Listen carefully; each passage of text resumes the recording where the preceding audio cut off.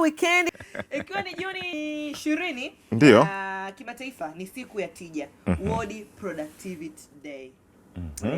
Tunaweza tukasema tukatumia tena neno jingine kama ni uzalishaji au yani tusemeje, kuleta maana yani au kutengeneza thamani. Kutengeneza thamani vyote vinakuja kwa sababu tija, ili kuwe kuna tija lazima ionekane thamani. Unafanya nini, kina matokeo gani? Maslahi yake ni yapi?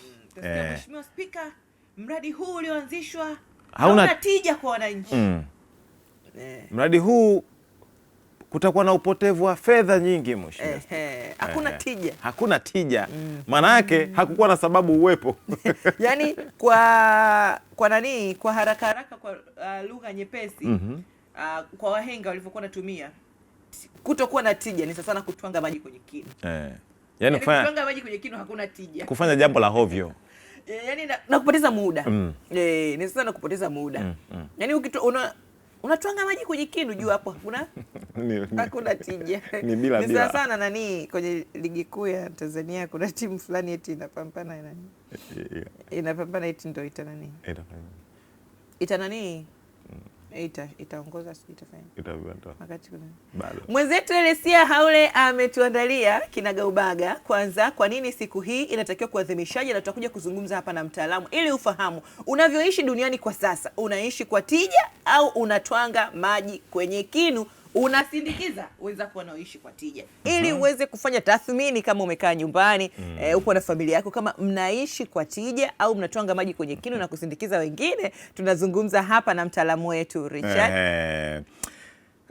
Sasa Messi, kwanza wewe unachokifanya kina tija bila shaka, kwa sababu unahabarisha umma, unakuwa sehemu ya mabadiliko ya jamii. Kwa hiyo hongera. Nafanya chenye tija, lakini pia nijiulize, nikiachana na kazi hii niliyoajiriwa, kuna vingine vyenye tija nafanya?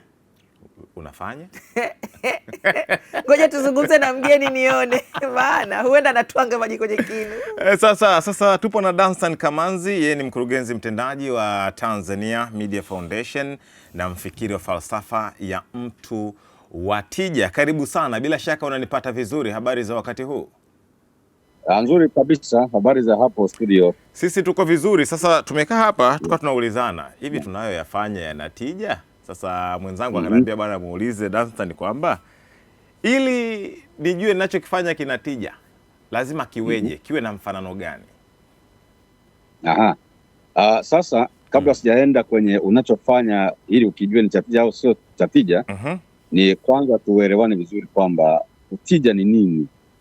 Na nimefurahia kwenye mazungumzo ya awali mmezungumza kwa lugha ya Kiingereza mkasema ni productivity au kuzalisha, lakini ni pia ni kitu chenye manufaa, ni kitu chenye maana, chenye kufaidisha.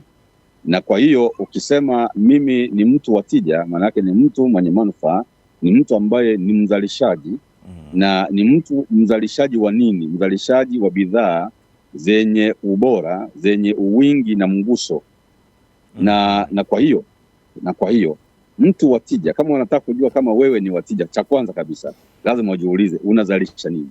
Katika unavyoamka asubuhi ukaenda unakoita kazini na kurudi, unazalisha nini?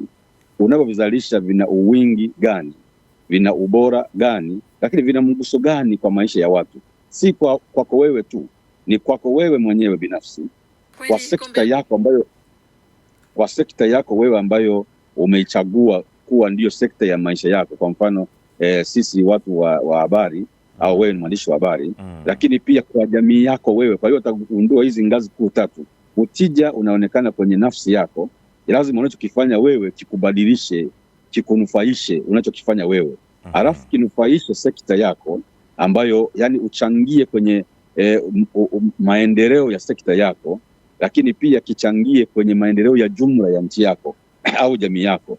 Kama unachokifanya akiwezi kuchangia katika mabadiliko chanya ya hayo maeneo makuu matatu, nitakwambia kwa haraka tu kwamba wewe sio mtu wa tija. Lakini sasa nieleze pia kwamba hivi tija ni nini? Tija ni akili.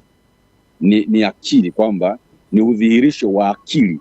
Akili, na wanafundisha akili ni maarifa na ujuzi vikifanya kazi ndani ya muda kuzalisha bidhaa zenye ubora na wingi na mguso, au bidhaa zenye mguso. Na kwa hiyo utija ni mchakato wa kutatua matatizo. Nikisema hivyo ndio maana ya akili. Ukisema mtu ana akili au anaweza kufikiri ni kutatua matatizo. Kwa hiyo mchakato wa kutatua matatizo yaliyo katika jamii, yaliyo ya kwako binafsi na jamii yako na ya watu wako, kwa kuzalisha bidhaa zenye value, zenye ubora na mguso, wewe tunasema wewe ni watija. Na nitakueleza hivi kwa nini tunazungumza hapo. Ndio nakuja na kanuni yangu ambayo au framework yangu ya kufikiri kwa tija na kufanya kazi kwa tija, naita QQI.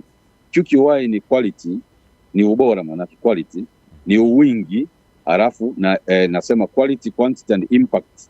Impact ni mguso, ni mguso chanya, kwamba wewe kama mwanadamu unaishi duniani, wewe ni mtatuzi wa matatizo. Tulizaliwa sisi kutatua matatizo, ndio kazi iliyotuleta duniani. Kama ambavyo naona simu iko kwa ajili ya mawasiliano na kufanya nini, wanadamu tumezaliwa sisi kama supercomputers kutatua matatizo, au kama super intelligences kutatua matatizo. Sasa matatizo, ili tujulikane tunayatatua matatizo, ni pamoja na kutumia akili zetu, maana yake maarifa, kujipatia maarifa na kujipatia ujuzi ambao tunauweka ndani ya muda mahususi kuzalisha bidhaa.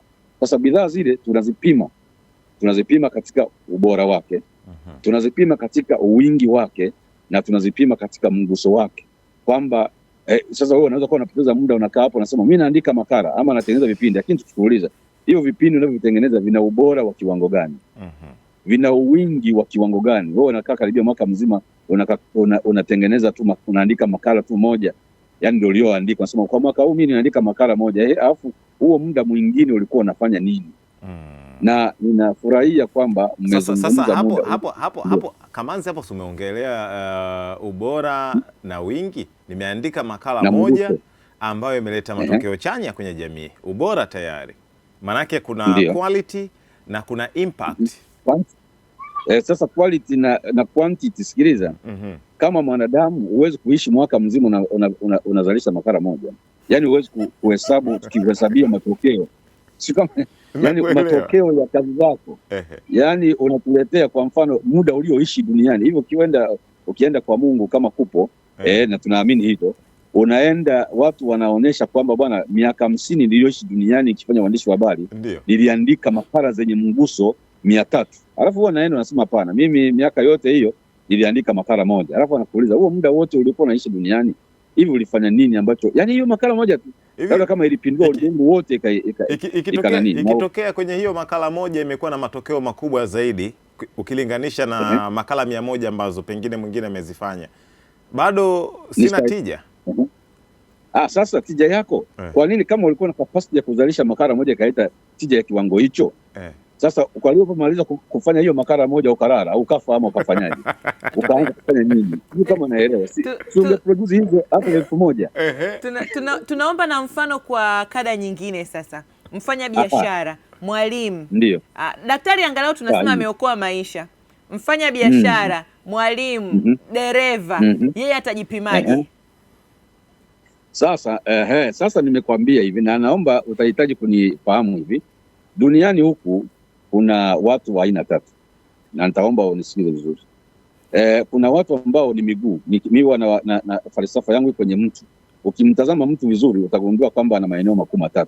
Kuna eneo la miguu, kuna eneo la ile la kati, alafu na eneo la kichwa. Sasa hiyo ni mgawanyo wa wanadamu ulimwenguni. Kuna watu ambao ukiwa miguu, wewe ni mtumwa, utumia akili yako, wewe unafanya kazi, unatumwa na watu wengine ambao wanataka kutimiza ndoto zao. Wanakutuma tu, nenda sokoni kanunue hiki, nenda, yani utumia akili zako kufikiri. Unafikiri tu kulia ugali tu, kufikiri kwa kawaida ambako wanyama wengine wanafanya. Lakini kuna watu hao ambao wanaitwa mikono ya watu wengine. Yani wao wanatumika kutafsiri ndoto za watu wengine kwa mikono yao. Kwa hiyo wale ni mikono ya watu wengine. Na sasa hawa sometimes hatutaweza kuwaita watija, kwa sababu wanaweza kuwa watija kwa kufanya, kwa kuwanufaisha watu ambao ni vichwa. Watu ambao ni vichwa ni watu ambao ufikiri, huja na mawazo mapya, huja na mawazo, kuboresha mawazo. Hawa ndio kutatua matatizo. Sasa hawa wanawatumia watu mikono kuwezesha mawazo yao yabadilishwe. Sasa ukiniambia na ndio maana nitakwambia siku hizi kuna kazi ambazo yani unajiuliza hivi kweli hii kazi mtu anafanya, ndio anafanya ili apate chakula, apate hela ya kula na kuishi hivyo basi. Lakini ngoja nikwambie, ndio maana watu wameenda mbali zaidi, wanafikiria kutengeneza magari ambayo yanajiendesha yenyewe. Unajiuliza, mwanadamu huyu na ubongo mkubwa aliopewa, anakaa siku nzima anaendesha gari kwenye usukani hivi, pale utasema kuna process of thinking, yani kwamba kuna mchakato wa kufikiri. Hakuna mchakato wa kufikiri ukimuuliza kwamba unatatua tatizo lipi, wewe umelifikiria kuanzia mwanzo mpaka mwisho? Hapana, isipokuwa yeye, wako watu waliwahi kufikiri kutatua matatizo. Kwa hiyo na yeye ni mmojawapo kama ya zana, yani ya zana ambayo inatumika na wale waliofikiri. Karibia wote tunajiona tunakuwa tupo, asilimia kubwa tupo kundi la mikono. Sasa Richard, mbona kama mimi na wewe kundi la mikono? Hapana mkuu. Sasa tunafanyaje kuondoka hapo kwa dakika moja, maana muda wetu umetutupa. Sawa, dakika moja iko hivi. Ndio maana akili unde imekuja. Akili unde imekuja kututoa kwenye kuwa mikono, kwenye kuwa miguu, tuwe vichwa. Alafu zenyewe sasa akili unde ziwe ndizo mikono yetu, ziwe ndizo miguu yetu. Tuzitume, tuziagize zitufanyie kazi. Kwa hiyo tunatakiwa akili zetu ziwe juu zaidi, tuweze kuwa na nguvu ya kuziamuru zifanye vile tunavyotaka. Kwa hiyo tuboreshe ufikiri wetu, tuwe ni mathinker, ni watu wa kufikiri, wabunifu. Alafu AI zitufanyie kazi, tuendeshe magari, zitutibu zenyewe, zifanye kila kitu. Sisi ni kufikiri na kuziamuru basi. Hilo somo la siku nyingine. Tunakushukuru sana. Asante sana, tumepata kitu. Richard, unatija? Kuna watu walikaa wakawaza kuwe na TV. Sisi watu mikono tunafanya kazi kwenye TV. Sasa wale waliogundua TV bila ya sisi bado vile ndio mikono, bado na wenyewe pia wasingekuwa na tija. Sisi watu mikono. Sisi watu mikono. Sisi kwa pamoja tunakamilisha hili zoezi. La kwake lionekane lina tija. Yaani sisi tunakamilisha tija yake. Tunakamilisha tija yake. Hapana. Chukua hatua. Tafakari. Chukua hatua. Wewe ni tija? Na mimi mikono. Hapo mimi. Sasa tumeshabuni TV. Msema kweli ni mpenzi wa Mungu. Sawa, na wewe hapo nyumbani sasa tafakari, chukua hatua kama tulivyofundishwa hapa na Mwalimu Dastan Kamanzi, ili uwe mtu wa tija. Ufanye nini?